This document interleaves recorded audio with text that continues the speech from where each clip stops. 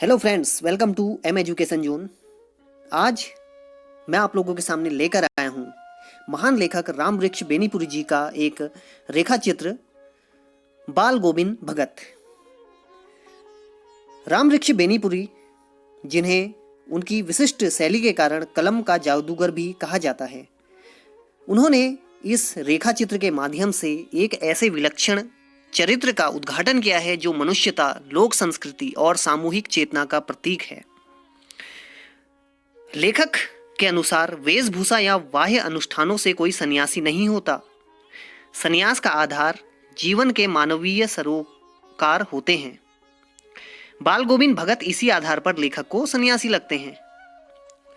साथ ही लेखक ने इस पाठ के माध्यम से सामाजिक रूढ़ियों पर भी प्रहार किया है और साथ ही बाल गोविंद भगत रेखा चित्र के माध्यम से ग्रामीण जीवन की सजीव झांकी हमारे सामने प्रस्तुत की है। तो फ्रेंड्स, मैं आप लोगों के सामने ये बाल गोविंद भगत अब रेखा चित्र शुरू करने जा रहा हूँ। शुरू करने से मैं आप लोगों से रिक्वेस्ट करना चाहता हूँ, अगर आपको मेरा ये वीडियो पसंद आए तो इसे लाइक करना और मेरे चैनल को सब्सक्राइब करना ना भूलिएगा। तो चलिए शुरू करते हैं। बाल गोविंद भगत। बाल गोविंद भगत। बाल गोविंद भगत मझोले कद के गोरे चिट्टे आदमी थे, यानी कि न ज़्यादा लंबे थे न ज़्यादा छोटे थे। मझोले कद के गोरे चिट्टे आदमी थे। उनकी उम्र 60 के ऊपर थी, यानी कि 60 वर्ष पूरे कर चुके थे। उनके बाल पक गए थे, यानी कि सफ़ेद हो गए थे, बूढ़े हो चुके थे। कमर में एक लंगोटी मात्र वो पहनते थे, जैसा आप चित्र में देख सकते हैं। सिर पर कबीर पंथियों की सी कनफटी टोपी पहनते और एक काली कमली, कमली का अर्थ होता है कंबल, ऊपर से ओढ़े रहती।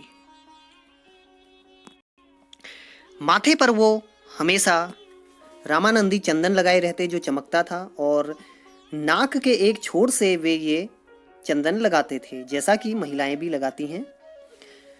गले में बाल गोविंद भगत तुलसी के जड़ों की एक बेडौल माला पहने रहते, जैसा कि आप इस फोटो में देख सकते हैं। लेखक कहते हैं, उन्हें देखकर एक साधु की छवि दिखती थी, लेकिन वे गृहस्थ थे, उनका भी परिवार था। लेखक ने उनकी गृहिणी यानी कि उनकी पत्नी को तो देखा नहीं, लेकिन उनके बेटे व पतोहू, पतोहू का अर्थ होता है बहू, को लेखक ने देखा था। बाल गोविंद भगत थोड़ी खेती बाड़ी भी थी उनके पास, खेती बाड़ी करते थे, और एक अच्छा साफ सुथरा मकान भी था। बाल गोविंद भगत कबीर को साहब यानी कि मालिक या परमात्मा मानते थे। उन्हीं के गीतों को गाते, उन्हीं के आदेशों पर चलते। तो कबीरदास जी के बारे में आप जानते होंगे। कबीरदास जी के ही वे श्लोक गाया करते और उन्हीं के आदेशों पर चलते। जैसा कि कबीरदास जी ने हमें शिक्षाएं दी, उन्हीं उसी के अनुसार बाल गोविंद भगत चलते थे, उनका पालन करते थे। कभी झूठ ना बोलते, खरा व्यवहार रखते। बाल गोविंद भगत का जो व्यवहार था, हमेशा सच्चा व्यवहार वो करते थे। किसी से दो टूक स्पष्ट बातें करने में संकोच न करते, यानी कि जिससे भी बातें करते स्पष्ट बातें करते, हिचकिचाते न थे, क्योंकि वे हमेशा सच बोलते थे। किसी से खामखा झगड़ा मोल ना देते और ना ही किसी से कभी लड़ते। इसके अलावा भी बाल गोविंद भगत का व्यवहार इतना अच्छा था, ना किसी की कोई चीज छूते, ना ही बिना पूछे प्रयोग करते, ना कभी दूसरे के खेत में शौच के लिए भी किसी के खेत में न बैठते थे। जैसा कि आपको बताया, बाल गोविंद भगत खेती बाड़ी भी किया करते थे। तो जो भी खेत में पैदा होता, सर्वप्रथम सिर पर लाद कर उनके घर से 4 कोस दूर साहब के दरबार यानी जो कबीर पंथी मठ होता है वहां ले जाते और वहां भेंट चढ़ाते। वहां भेंट चढ़ाने के बाद जो भी उन्हें प्रसाद के रूप में मिल जाता, उसे घर लाते और उसी से गुजर चलाते, यानी कि उसी से क्या करते, जीवन यापन करते अपना। इन सब के अलावा भी जो लेखक था वह बाल गोविंद भगत के मधुर गान पर मुग्ध था। कबीर के पद उनके कंठ से निकलकर सजीव हो उठते, जिंदा हो उठते, यानी कि उनकी जो आवाज़ थी बहुत ही मधुर थी और अपनी सुरीली आवाज़ में वे कबीर के पद गाया करते। लेखक कहता है आषाढ़ की रिमझिम है, बारिश का मौसम है, पूरा गांव खेतों में उमड़ आया है, कहीं हल चल रहे हैं, कहीं रोपनी हो रही है। तो विद्यार्थियों, आषाढ़ के महीने में धान देखिए उगाया जाता है और यहाँ पर जो गांव के लोग हैं, बाल गोविंद भगत जिस गांव में रहते हैं, लोग यहाँ पर अब खेती बाड़ी करने लगे हैं, धान रोपने लगे हैं। धान के पानी भरे खेतों में बच्चे उछल रहे हैं। तो बच्चे यहाँ पर जो खेतों में पानी भरा हुआ है उसमें उछल कूद कर रहे हैं, खेल कूद कर रहे हैं।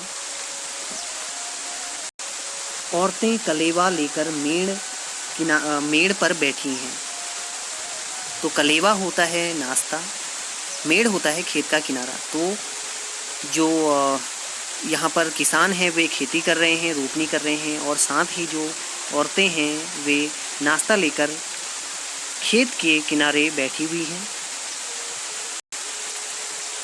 आसमान बादलों से घिरा है, ठंडी पुरवाई चल रही है। पुरवाई यानी पूरब से चलने वाली हवा, उसे पुरवाई बोला जाता है। अचानक तभी कानों में एक स्वर तरंग यानी कि संगीत की लहर झनकार सी कर उठी। यानी कि सभी को क्या सुनाई दिया? एक स्वर तरंग सुनाई दी, संगीत की लहर सुनाई दी, जितने लोग भी वहाँ पर काम कर रहे थे। और जाहिर सी बात है ये झनकार कहाँ से आ रही थी? बाल गोविंद भगत के कंठ से। तो विद्यार्थियों, बाल गोविंद भगत का समूचा शरीर कीचड़ में लिपटा हुआ था, बिथड़े हुए थे वे कीचड़ से। अपने खेत में रोपनी कर रहे थे। उनका जो खेत था उसमें क्या कर रहे थे? रोपनी कर रहे थे धान की। उनकी अंगुलियां धान के एक एक पौधे को पंक्तिबद्ध खेत में बिठा रही हैं। उनका कंठ एक एक शब्द को संगीत के जीने पर चढ़ाकर कुछ शब्दों को स्वर्ग की ओर भेज रहा है और कुछ शब्द पृथ्वी की मिट्टी पर खड़े लोगों के कानों की ओर। तो विद्यार्थियों, जो बाल गोविंद भगत हैं अपनी मधुर आवाज़ में यहाँ पर संगीत वे गीत गा रहे हैं और कुछ शब्द लेखक कहता है ऐसा लग रहा है जैसे सीढ़ी पर चढ़कर स्वर्ग की ओर वो भेज रहे हैं, और कुछ शब्द वहाँ पर जो लोग रोपनी कर रहे हैं वो उनके मधुर संगीत का आनंद वहाँ पर उठा रहे हैं। उनका संगीत सुनकर बच्चे खेलते हुए झूम उठते हैं। उनका मधुर संगीत सुनकर बच्चे भी झूम उठते हैं। और अभी आपको बताया था मेड़ पर कलेवा लेकर जो महिलाएं बैठी थी, तो मेड़ पर खड़ी औरतों के होंठ कांप उठते हैं। वे भी बाल गोविंद भगत के गीतों को गुनगुनाने लगती है। बाल गोविंद भगत का संगीत इतना सुरीला है कि जो हलवाहे हैं, जो हल चला रहे हैं खेत में, उनके पैर ताल से उठने लगते हैं। वो संगीत के अनुसार ही हल चलाने लगते हैं। वहाँ पर रोपनी करने वालों की अंगुलियाँ एक अजीब क्रम में चलने लगती हैं। जितने भी लोग वहाँ पर रोपनी कर रहे हैं तो संगीत के साथ ही उनकी अंगुलियाँ भी एक क्रम में चलने लगती हैं। लेखक कहता है यह बाल गोविंद भगत का संगीत है या जादू? तो जैसा अभी आपने देखा कि उनका संगीत है या जादू, क्योंकि उनका संगीत सुनकर, उनके गीतों को सुनकर ही लोग गुनगुनाने लगते हैं। हलवाहे उसके संगीत के साथ ही हल चला रहे हैं, तो हर कोई उनके संगीत का आनंद ले रहा है। और तभी इसे जो लेखक है वह जादू कहता है। इसके बाद आती है भादो महीने की अंधेरी अधरतिया या आधी रात। कुछ समय पहले बादलों की गरज व बिजली की तड़प में कुछ सुनाई नहीं दे रहा था। यानी कि पहले क्या हो रहा था कुछ समय पहले, जो लेखक है वो कह रहा है कि बादल गरज रहे थे और बिजली की जो कड़कड़ाहट है उसमें कुछ सुनाई नहीं दे रहा था, लेकिन अब बारिश खत्म हो चुकी है। लेकिन अब झिल्ली की झनकार, झिल्ली यानी कि जो झिंगुर होता है कीड़ा, या दादुरों की टर्र टर्र भी बाल गोविंद भगत के संगीत को अपने कोलाहल में डुबो नहीं सकती। तो यहाँ पर देखिए अब क्या है, बारिश थम गई है, बाल गोविंद भगत अब भी अपने संगीत में डूबे हुए हैं, और वहाँ पर जो मेढक हैं, क्योंकि बरसात के टाइम पे मेढक भी हो जाते हैं, और रात्रि के समय जो झिंगुर होते हैं वो भी अपनी जो आवाज़ है उनकी आवाज़ चारों ओर फैल जाती है। तो इनके शोरगुल में भी जो बाल गोविंद भगत हैं उनका संगीत चलते रहता है और लोगों को सुनाई देता है। तो कुछ पंक्तियां यहाँ पर दी गई हैं जो बाल गोविंद भगत गाते हैं। जैसा यहाँ पर वो गाते हैं, गोदी में पियवा चमक उठे सखियां चिहुक उठे ना। और कभी गाते हैं, तेरी गठरी में लागा चोर मुसाफिर जाग जरा। इसके बाद आया कार्तिक या कार्तिक महीना। इस महीने के आते ही उनकी प्रभातियां, यानी कि जो प्रातःकाल गीत गाए जाते हैं, शुरू हो जाती, जो फागुन माह तक चलती। तो फागुन माह तक ये प्रभातियां जो बाल गोविंद भगत की है शुरू हो जाती प्रतिदिन। तो इस माह क्या करते, तब प्रातः ही उठकर गांव से 2 मील दूर जाकर नदी में नहाकर आते। उसके बाद गांव के ही बाहर पोखरे या छोटे तालाब के किनारे ऊंचे स्थान पर बैठकर खंजड़ी बजाते व गाने गाते। तो विद्यार्थियों, खंजड़ी है, यह भी एक वाद्य यंत्र होता है, ढपली जैसा।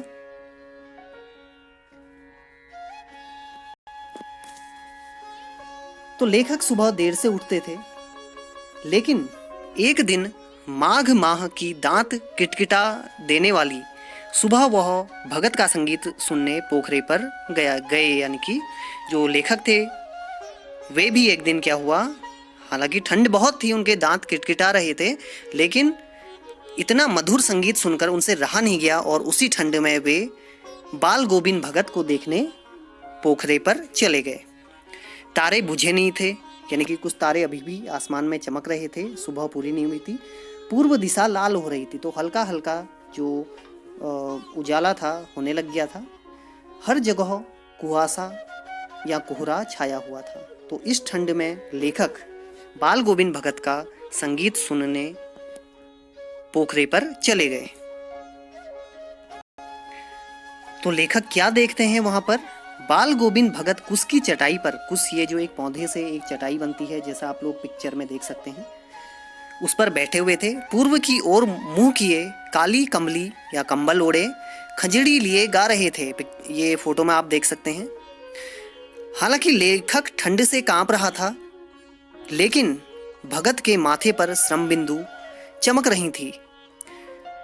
देखिए विद्यार्थियों, बहुत ही ठंड हो रही थी, लेखक तो कांप रहा था, लेकिन जो बाल गोविंद भगत थे उनके माथे पर श्रम बिंदु यानी कि जो पसीने के बूंदें थी वे चमक रही थी। अब आई गर्मियां। तो गर्मियों में उनकी संध्या यानी जो शाम को कार्यक्रम गीत वो गाते थे। कितनों की ही उमस भरी शाम शीतल करती। तो उमस, बहुत गर्मी होती थी गर्मियों में, तो ऐसे में जो उमस होती थी उनके संगीत को सुनकर कितने ही लोग थे जिनके जो उमस होती थी वो शीतल हो जाती। प्रतिदिन वह आसन जमा लेते गर्मियों में। उनके प्रेमी उनको घेर लेते, जो उनके संगीत से प्रेम करते थे, उनसे प्रेम करते थे। फिर खंजड़ी व करतालों, कर का अर्थ होता है हाथ, तालों यानी कि जो उससे ताल निकलती है, तालियां यानी कि करतालों का अर्थ होता है तालियां। तो खंजड़ी व करतालों की भरमार हो जाती, यानी कि खंजड़ी भी बजती और साथ में जो उनके संगीत प्रेमी थे उनके, वे सभी क्या करते, तालियां बजाते और वहाँ पर एक अच्छी सी एक अच्छा सा एक कार्यक्रम हो जाता। पहले भगत गाते, फिर सभी दोहराते तिहराते, तो कार्यक्रम बहुत अच्छा चलता उनका वहाँ पर। फिर एक समय ऐसा आता, बाल गोविंद भगत नाचने लगते, बाकी लोग भी उनके साथ नाचने लगते, सारा आंगन संगीत से ओत-प्रोत हो जाता। तो वहाँ पर इतना ये मधुर दृश्य उत्पन्न हो जाता, संगीतमय दृश्य। बाल गोविंद भगत भी नाच रहे हैं, खंजड़ी बजाते हुए, गाते हुए, और साथ में उनके साथ जो गांव के लोग आए हैं वहाँ पर, वे भी नाचने लगते। लेखक कहता है उसने, बाल गोविंद भगत की संगीत साधना का चरम उत्कर्ष यानी कि सबसे उन्नत रूप उस दिन देखा जब उसका जो बाल गोविंद भगत थे उनका बेटा मरा। बाल गोविंद भगत का इकलौता बेटा जो सुस्त व बोदा यानी कि जो थोड़ा बुद्धि जिसकी कम थी, कम अक्ल का था, उसकी मृत्यु हो गई। बाल गोविंद भगत मानते थे ऐसे आदमियों पर ही ज़्यादा नज़र रखनी चाहिए, व प्यार करना चाहिए, क्योंकि उन्हें ज़्यादा प्यार की ज़रूरत होती है और ज़्यादा उन्हें सुरक्षा की ज़रूरत होती है और ज़्यादा ध्यान देने की उन पर ज़रूरत होती है। बाल गोविंद भगत ने बड़ी साध यानी कि बड़ी इच्छा से अपने बेटे का विवाह कराया था। उनकी जो पतोहू थी, पतोहू का अर्थ होता है बहू, बड़ी ही सुभग व सुशील थी, यानी कि बहुत ही भाग्यशाली और सीधी और बहुत ही अच्छी, उनकी सेवा करने वाली, घर को संभालने वाली ऐसी बहू उनकी थी। इनकी पतोहू ने घर की प्रबंधिका यानी कि व्यवस्थापिका बनकर भगत को दुनियादारी से निवृत्त मुक्त कर दिया, यानी कि जितने भी घर का जो भी व्यवस्था करनी होती, सारे कार्य वो खुद कर लेती, और इससे जो बाल गोविंद भगत थे उन्हें अपने लिए काफ़ी कुछ समय मिल जाता। जिस दिन बाल गोविंद भगत के बेटे का देहांत हुआ तो लेखक जब वहाँ गया तो लेखक ने जब वहाँ जाकर देखा तो दृश्य देखकर लेखक दंग रह गया। लेखक ने देखा बेटे को आंगन में एक चटाई पर लिटाकर एक सफेद कपड़े से ढांक रखा है। अपने रोपे हुए फूलों में से कुछ तोड़कर उस पर बिखरा दिए हैं, फूल और तुलसी दल के पत्ते भी। तो वहाँ पर उनके बेटे का शव रखा हुआ था, उस पर चादर रखी हुई थी और उस पर कुछ फूल डाले हुए थे, और सिरहाने पर एक चिराग या दिया जला रखा था। तो ऐसा किया हुआ था बाल गोविंद भगत ने। वह बेटे के शव के आगे आसन जमाए बैठे गीत गाए चले जा रहे हैं। तो जैसा कि वहाँ पर एक शोकपूर्ण माहौल था, लेकिन फिर भी जो बाल गोविंद भगत थे आसन जमाया हुआ था और वही अपने गीत गाए जा रहे थे। वही पुरानी तल्लीनता यानी कि वही पुराना जो ध्यान से वे गाने गाते थे, वही स्वर। उनकी पतोहू रो रही थी जिसे गांव की स्त्रियां चुप कराने की कोशिश कर रही थी, लेकिन भगत गाए जा रहे थे।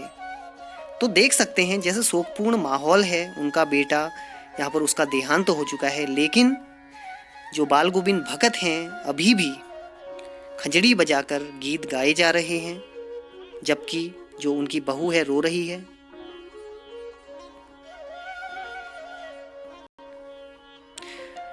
बाल गोविंद भगत गाते गाते कभी पतोहू के नज़दीक जाते, तो बहू के नज़दीक जाते और उसे रोने के बदले उत्सव मनाने को कहते, खुशी मनाने को कहते। ऐसा क्यों कहते थे वे? बाल गोविंद भगत कहते थे कि यह मृत्यु नहीं है, बल्कि यह तो आत्मा का परमात्मा से मिलन है। विरहिणी या जो बिछुड़ गई नायिका है उसका अपने प्रेमी से मिलन है। तो बाल गोविंद भगत मानते थे कि यह मृत्यु नहीं है, बल्कि यह क्या है, ये जो आत्मा है वह परमात्मा से मिल जाएगी और व्यक्ति को, जो इंसान है, उसे एक दिन मरना ही है। यहाँ पर जो उनका जो पुत्र मर चुका है उसकी आत्मा का यहाँ पर किससे मिलन है, कह रहे हैं वे परमात्मा से। तो ऐसा कह रहे हैं और साथ ही रोने से मना कर रहे हैं।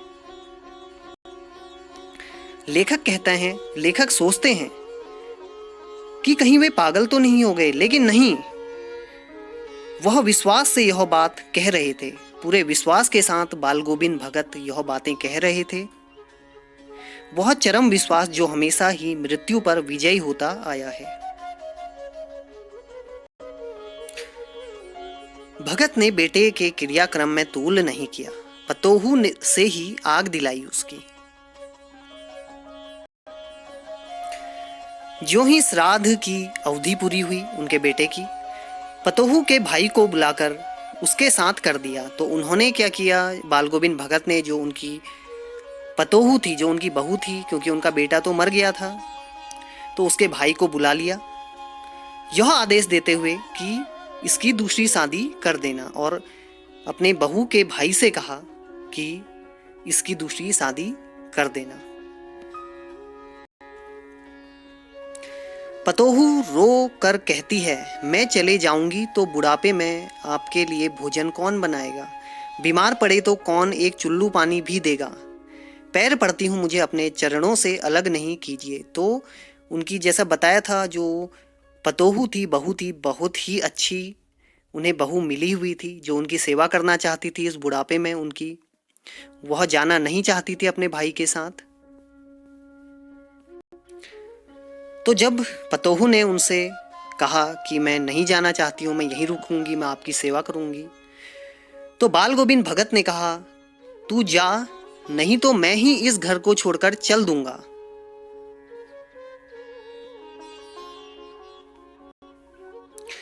आखिरकार पतोहू को जाना पड़ता है, क्योंकि बाल गोविंद भगत नहीं चाहते कि मेरी वजह से मेरी बहू को कोई परेशानी हो।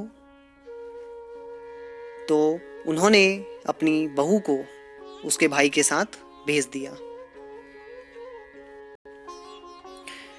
बाल गोविंद भगत की मृत्यु भी उन्हीं के अनुरूप हुई।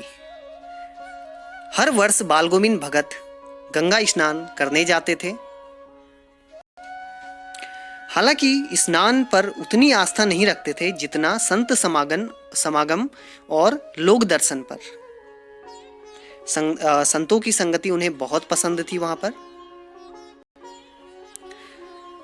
तो गंगा उनके घर से, गंगा नदी 30 कोस दूर थी, पैदल ही जाते, घर से ही खाकर चलते, तो फिर घर लौटकर ही खाते। तो यहाँ पर देखिए, उन्हें जाना पड़ता था गंगा स्नान के लिए, तो घर से उनके बहुत दूर था, लगभग 30 कोस दूर था, पैदल ही जाते थे वे। रास्ते भर खंजड़ी बजाते, आने जाने में 5 दिन लगते, लेकिन इस लंबे उपवास के बाद भी वही मस्ती रहती। तो यहाँ पर आप लोग देख सकते हैं कि वे किसी को परेशान न करते, किसी पर आश्रित न रहते, खुद ही क्या करते देखिए, चाहे उन्हें भूखा रहना पड़ता, लेकिन वे कभी किसी के आगे हाथ न फैलाते। लेकिन इसी दौरान क्या हुआ, एक बार बाल गोविंद भगत की तबीयत खराब हुई, हल्का बुखार आने लगा।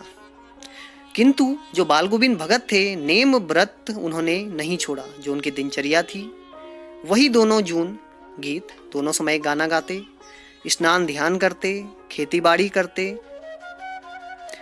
इससे क्या हुआ, बाल गोविंद भगत दिन दिन छिजने लगे। छिजने यानी कि उनका जो शरीर है वह कमजोर होने लगा, क्योंकि बीमार तो वे थे ही, और साथ ही वे कोई भी परहेज नहीं कर रहे थे, कोई भी अपनी दिनचर्या बदल नहीं रहे थे।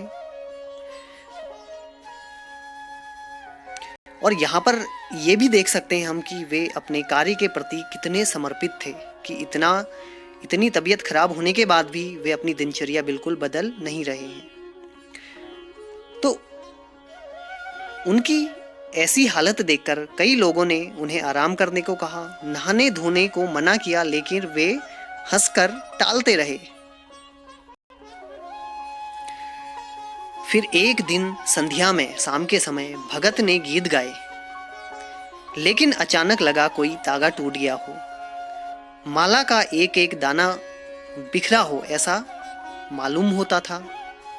भोर में लोगों ने गीत नहीं सुना। तो जैसा कि बाल गोविंद भगत प्रतिदिन प्रातःकाल गीत गाया करते थे, प्रभातियां गाया करते थे, लेकिन एक दिन क्या हुआ, लोगों ने कोई गीत नहीं सुना।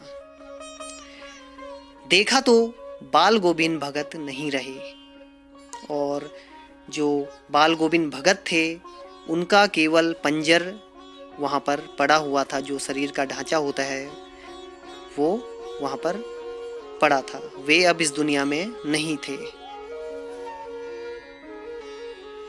तो विद्यार्थियों, आप लोगों ने देखा कि किस तरह लेखक रामवृक्ष बेनीपुरी जी ने इस रेखा चित्र के माध्यम से बाल गोविंद भगत का एक सुंदर चरित्र चित्रण हमारे सामने प्रस्तुत किया, और साथ ही ग्राम्य जीवन का भी एक सजीव चित्रण हमारे सामने प्रस्तुत किया। तो उम्मीद है रामवृक्ष बेनीपुरी जी का यह रेखा चित्र आपको जरूर पसंद आया होगा, और साथ ही आपने इस पूरे रेखा चित्र को समझ भी लिया होगा।